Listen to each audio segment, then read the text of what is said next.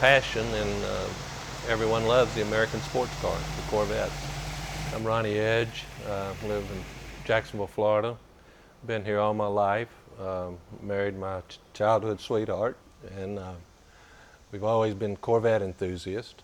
I guess the way I got involved with Corvettes is I always liked them, and when I was a senior in high school, they had only been out.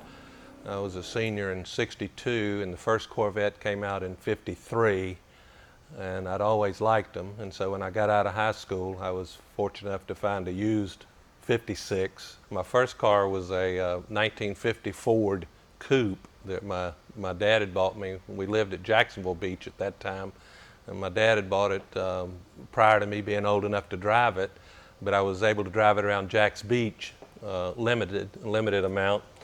But by the time I was old enough to drive it legally, I'd already pulled the old Ford flathead engine out and put a '55 Corvette engine in it.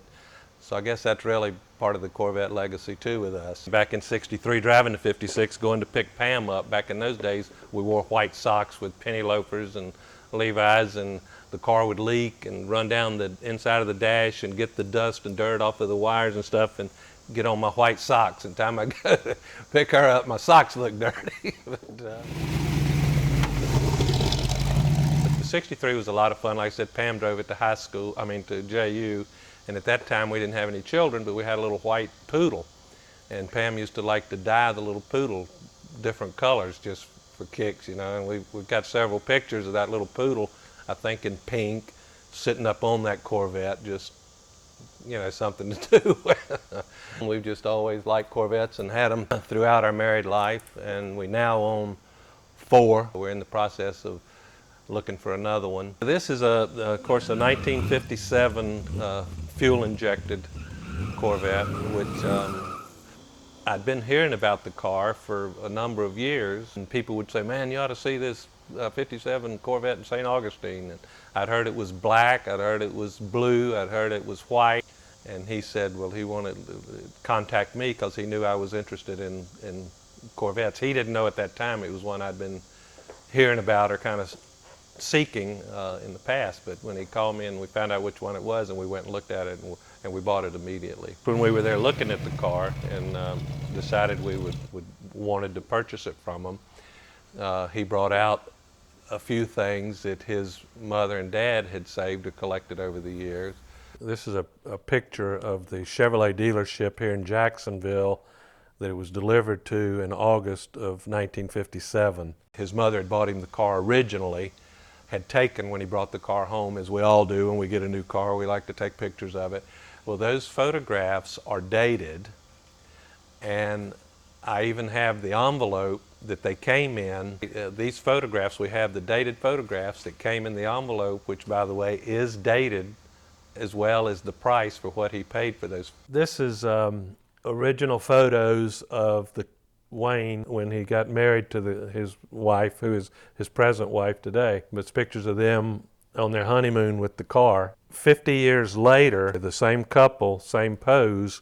It's Johnson, the original owner, his wife on their honeymoon, and then they did this photo later, and it was really a nice story. We have the price sheet, or the buyer's documentation from Gordon Thompson Chevrolet that documents this came as a fuel-injected Corvette, which is really hard to prove. Most people that own these cars that are fuel-injected cars, which is rare, can't prove that it was really a fuel-injected car. We can do that by the documentation from Gordon Thompson Chevrolet. So that was in there. There was some magazines, magazine where the car was featured on the cover in the centerfold of Corvette News. He gave us that stuff from them, and brought it home, and we've made several minor improvements and entered it in many shows. And the people we bought it from, it was a son and 2 sisters that inherited the car. Their mother and father had owned the car since 1966. They made the decision to sell it. The car only had 2 previous owners. We're the 4th owners. And everyone's lived within 30 miles of where the car was delivered originally in Jacksonville, Florida in August of '57. We were invited to bring this car to the Hilton Head Concours d'Elegance, which is an event that you have to be invited. Then you have to submit photos and a little bit of history of the car, and then it goes before a review team, and then they decide whether they want the car in their show or not. So fortunately, they decided they would like to have our car, so they invited us to bring the car up, which was a wonderful experience in Hilton Head. And we took the car up there, and first event like that, of that caliber that we had been involved with, actually with the car. We've been to the Concours d'Elegance at Amelia and saw what a wonderful show that was, and thought this would be a lot of fun, and it was.